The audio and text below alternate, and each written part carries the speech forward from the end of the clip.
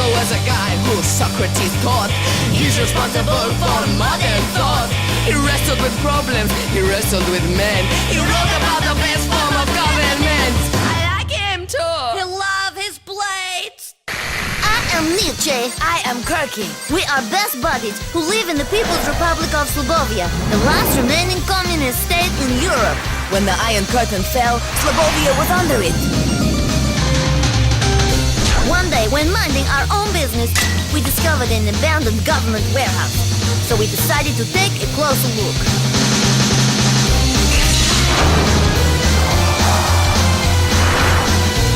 As teenage geniuses, we pondered the mysteries of the planet. You're darn tootin'.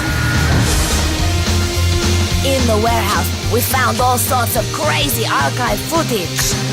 We realized we could achieve our ultimate dream. To make our own TV show. In this series, we explore the history of philosophy. And the ideas that have shaped the world.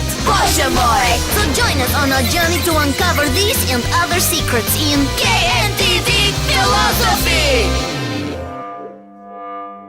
Comrades, welcome to KNTV. I am Kirky. Bоже moi, I am Nietzsche. This series, we look at the people whose ideas shaped the world. Yes, like Columbus. He shaped the world. He said, shape of world is round. No, Nietzsche, when I say shape world, is metaphor. It's not a metaphor. World is round. Wake up and smell the coffee, man.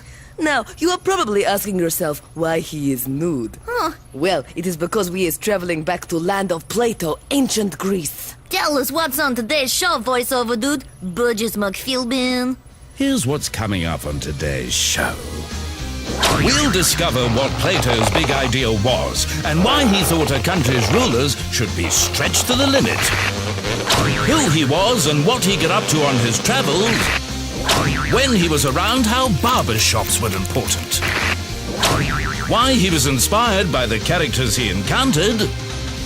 And finally, where Plato's ideas have brought us and inspired a more balanced society. KNTV. Thank you, Burgess. As you will see, the modern world have much to thank ancient Greeks for, like philosophy, Olympics games, and democracy. While in Slobovia, all we thank them for is kebabs. Yes, you see, Slobovia is last remaining Soviet state. We don't have democracy. Or kebabs. No, they are banned. Our leader, General Gregory Smerdyakov, rule us with iron fist. Yeah, good news is, he's 93 years old. Recently, he going to hospital. Yes, to have iron fist replaced with lightweight plastic fist. Burgess, tell us what Plato's big idea was. I certainly shall. What was the idea? What was the idea? What was Plato's big idea? Plato's big idea was to create the ideal form of government, which would bring about a great leap forward for society. He thought that all existing forms of government were filled with groups of fools running amok. To try and sort this out, he wrote The Republic, a bestseller which mirrored his vision of a perfect society.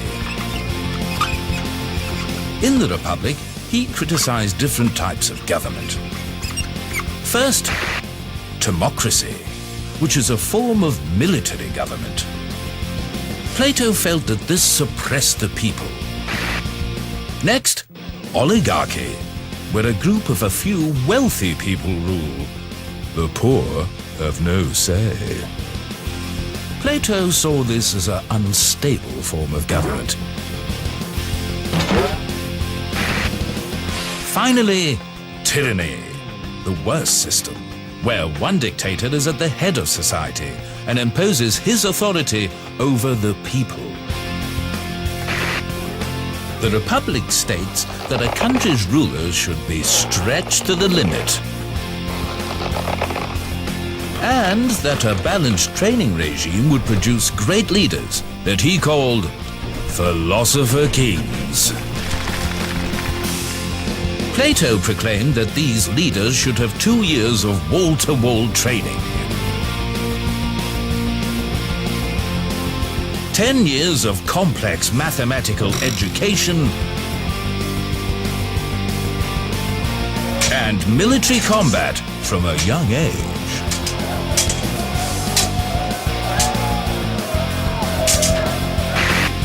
To sum up, Plato said that a country's rulers should be able to control their natural desires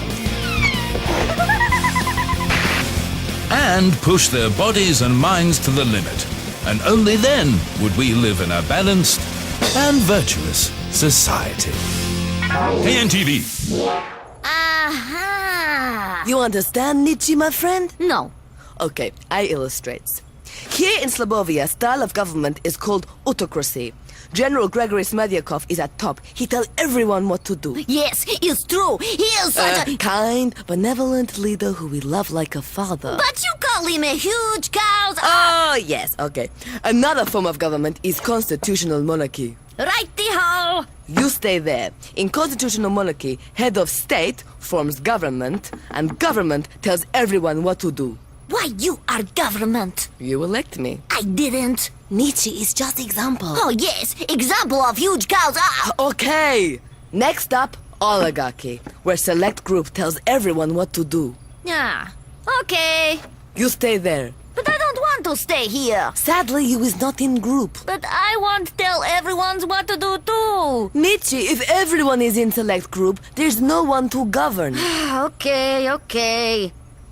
How about if government is meritocracy? Aha! System of government based on ability and talent. Is that what it means? I'm afraid so. Boże moje! That's right, cheeky boy. Okay, let's find out who this dude Plato was. Burgess, roll VT. Absolutely.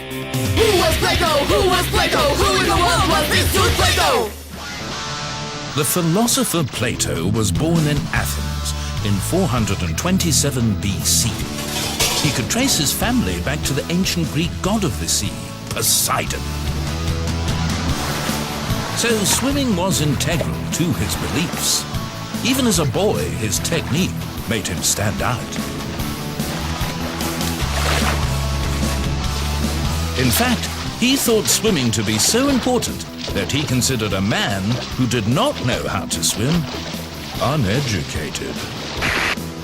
Age 15, Plato set off on a dangerous adventure, the equivalent of a Greek gap year.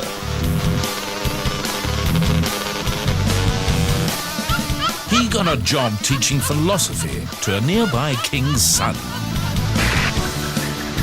One of his weirdest theories was that chairs were in fact not real. However, the king soon tired of metaphysics, and Plato was dragged off to slavery. Luckily, he was sold to a Greek farmer who returned the young philosopher to his family in Athens.